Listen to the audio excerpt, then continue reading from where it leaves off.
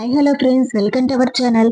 So మరి మనము ఈ వీడియోలో డిఎస్సికి సంబంధించి విశేషాలు ఏంటని తెలుసుకుందాము. అసలు ఎన్ని పోస్టులు ఉండబోతున్నాయి, ఎగ్జామ్ ఏ విధంగా ఉంటుంది, మళ్ళీ ఇంకా రిటైర్ అయ్యే వాళ్ళు ఎంతమంది ఉన్నారు, ఇవన్నీ కూడా మనము ఈ వీడియోలో తెలుసుకుందాము. సో అసలు ఎప్పుడు ఉంటుంది నోటిఫికేషన్, ఎన్ని పోస్టులు, ఇవన్నీ కూడా తెలుసుకుందాము. దానికంటే ముందు ఇంకా నా ఛానల్ ఎవరైనా సబ్స్క్రైబ్ చేయకుండా ఉంటే తప్పకుండా సబ్స్క్రైబ్ చేయండి, మీ ఫ్రెండ్స్ అందరికి కూడా షేర్ చేయండి. మరి మ్యాటర్లోకి వెళ్ళిపోదాం. సో చూడండి, ఫస్ట్ ఉపాధ్యాయ కొలువుల భర్తీకి రాష్ట్ర ప్రభుత్వం అయితే మరోసారి సన్నద్ధమవుతోంది.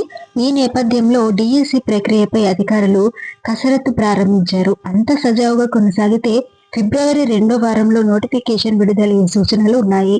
ఈసారి 10,000 పోస్టులతో డిఎస్ అయితే ఉండొచ్చు అని చెప్పేసి అంచనా వేస్తున్నారు. ఇక్కడ చూడండి, 2026లో సుమారు 9,500 మంది ఉపాధ్యాయులు రిటైర్ కానున్నట్లయితే అంచనా వేశారు. అయితే వీటితో పాటుగా ఇప్పటికీ ఇంకా కొన్ని ఖాళీలు కూడా ఉన్నాయి. వాటన్నిటిని కలిపి భర్తీ చేయాలని చెప్పేసి విద్యాశాఖ భావిస్తుంది. ఇంకా కొత్తగా 9,200 ప్రాథమిక పాఠశాలలను ఆదర్శ ప్రాథమిక పాఠశాలలుగా మార్చారు. అంటే మోడల్ స్కూల్స్ గా మార్చారు. తరగతికి ఒక ఉపాధ్యాయుని నియమించారు. ఇందుకు అనుగుణంగా బదిలీలు కూడా చేపట్టారు. ఈ మొత్తం ప్రక్రియ అనంతరం 1,100 మంది ఉపాధ్యాయులు అవసరమని గుర్తించారు. ఇంకా ఆయా స్థానాల్లో తాత్కాలిక ప్రాతిపదికన అకాడమిక్ ఇన్స్ట్రక్టర్లను కూడా నియమించారు. ఆ పోస్టులు సహా ఈ ఏడాదిలో ఉద్యోగ విరమణ చేయనున్నటువంటి 9,500 ఖాళీలు కలిపితే 10,000కు పైగానే పోస్టులు ఉండొచ్చు. అంటే మరో మెగా డిఎస్సి జాతర త్వరలోనే రానున్నట్లు సంకేతాలు కనిపిస్తున్నాయి. సో అంటే ఏంటంటే, ఆల్రెడీ మనం చూసే ఉంటాము, అకాడమిక్ ఇన్స్ట్రక్టర్ పోస్టులు కూడా మనకి రిలీజ్ చేయడం జరిగింది. ఎక్కడెక్కడ పోస్టులు ఉన్నాయని కూడా మీకు ఒక ఐడియా అయితే ఉంటుంది. సో మరి వాటిని కూడా డిఎస్సిలో కలిపేసి మొత్తం రిలీజ్ చేసే ఛాన్స్ అయితే కనిపిస్తుందని చెప్పేసి ఇక్కడ మనం చూడొచ్చు. ఆటోమేటిక్ గా మొత్తము మోడల్ స్కూల్లో కూడా పాఠశాలలుగా మార్చడం జరిగింది.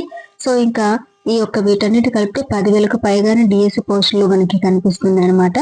ఇకపై నిర్వహించే డిఎస్సిలో ఆంగ్లం, కంప్యూటర్ పరిజ్ఞానం పైన పరీక్ష ఉండేలాగా కూడా భావిస్తోంది.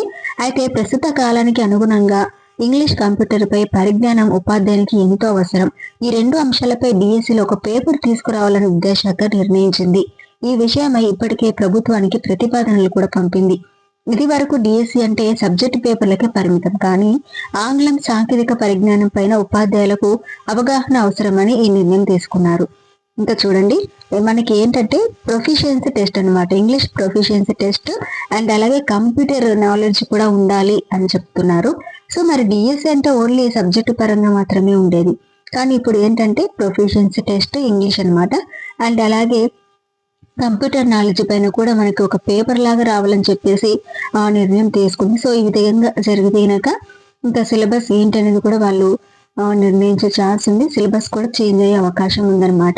మనకి ఓన్లీ సబ్జెక్ట్ పేపర్ కాకుండా ఎక్స్ట్రాగా ఇంగ్లీష్ ప్రొఫిషియన్సీ టెస్ట్ అండ్ అలాగే కంప్యూటర్ పైన కూడా మనకి ఒక పేపర్ లాగా ఒక ఎగ్జామ్ టైప్ లో ఉంటుంది. ఎందుకంటే ప్రస్తుతం అయితే మనకి ఈ కంప్యూటర్ అలాగే ఇంగ్లీష్ నాలెడ్జ్ చాలా అవసరం అని చెప్పేసి ఇక్కడ దానికోసమే ఈ విధంగా నిర్ణయం తీసుకున్నామని చెప్పేసి కూడా గవర్నమెంట్ చూస్తుంది.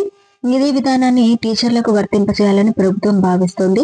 అయితే వచ్చే నెలలో వచ్చేటటువంటి డిఎస్సి నోటిఫికేషన్ లోనే కొత్త పేపర్ పై పరీక్ష నిర్వహించేందుకు విద్యాశాఖ ఉన్నతాధికారులు యోచిస్తున్నారనమాట. సో నెక్స్ట్ నోటిఫికేషన్ ఏదైతే ఉందో ఆ నోటిఫికేషన్ లోనే కొత్త పేపర్ పై అంటే English proficiency test, computer knowledge ఇవన్నీ కూడా నెక్స్ట్ నోటిఫికేషన్ లోనే ప్రాక్టీస్ అంటే మనకి ఒక ప్రాక్టీస్ చేసామంటే అప్పటికి యూజ్ అవుతుంది అనమాట.